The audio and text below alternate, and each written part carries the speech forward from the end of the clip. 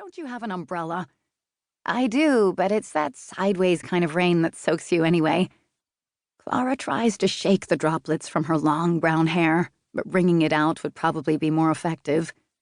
"Oh, and I brought a little treat for you." She hands over a white paper shopping bag. Doris peeks inside, then lets out a delighted squeal. "Licorice snaps! Aren't you a sweetheart? Thank you." "You're welcome." "You really shouldn't have. I know money is tight and these aren't cheap." Like a little girl, Doris tears into the package and pops a couple of the bright-colored candies into her mouth. "Do you know that when I was a girl, these used to sell for 2 cents a box?" Clara does know, because Doris told her several times. Like most elderly people, she likes to reminisce and tends to repeat herself. But of course, Clara hangs on every word, because Doris's memories are particularly meaningful to her. "They came in a red box back in the old days. I used to go to the movies with my brother Jed, and he'd buy them for me." Clara smiles. She knew that, too. But not because Doris ever told her. Jed did. Doris pries a piece of licorice from a tooth with her fingertip and smacks her lips. "Everything changes in this world, but licorice snaps still taste the same. Only problem is, when I was young, I didn't have to worry that they'd rip out my dentures." She offers Clara the box. "Here, have some." "Oh, no thanks. I wouldn't want anything to happen to my dentures." Doris, who always appreciates even the weakest quip, chuckles at that. Come in, let's go sit on the couch and visit." Watching her close the door and turn away, Clara says, "You really should slide the deadbolt and the chain, you know, Doris. This neighborhood isn't as safe as it used to be." "Oh, ishkabibble. If anyone wants to come on in, they can just help themselves to anything they want, except my licorice snaps," she adds slyly, leading the way to the knick-knack-cluttered living room. The 2 large windows are spattered with raindrops, and there are several hummingbird feeders hanging outside.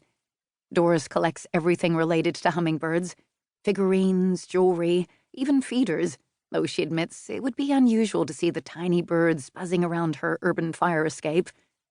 "Still, I never say never," she likes to say, about hummingbirds and various other topics. "You know, my kids finally gave up on trying to get me to move in with them." "I don't think that would have been such a bad idea, though." "It's a terrible idea. They're scattered all over the damned globe." Well, not exactly. But Doris's family is pretty spread out. A daughter in Reno, a son in Boston, another who just retired to Florida. Then they wanted to talk me into one of those horrid places filled with old coots, but assisted living, Clara cuts in, sitting beside her on the couch. "And they're actually kind of nice. My mother and stepfather are—" "I'm sure other people do just fine, but me, I'm staying put. This is my home. I like it here."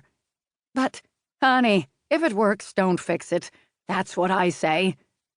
That is what she says, often, along with never say never and countless other phrases Clara has come to consider Dorisisms.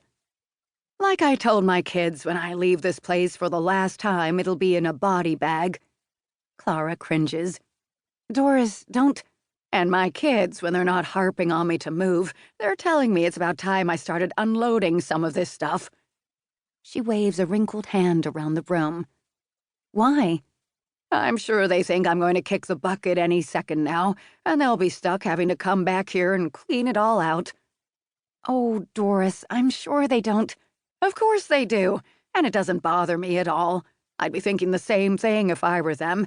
That's how it was when my mother was getting up there in years." With a conspiratorial twinkle in her eye, she adds, "I made good and sure my brother Gilbert got stuck with cleaning out the old house, which I'm afraid didn't work out so well for you, my dear."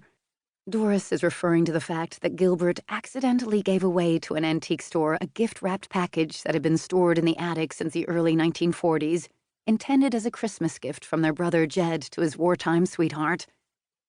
"Oh, it worked out in the end," she reminds Doris. "So it did."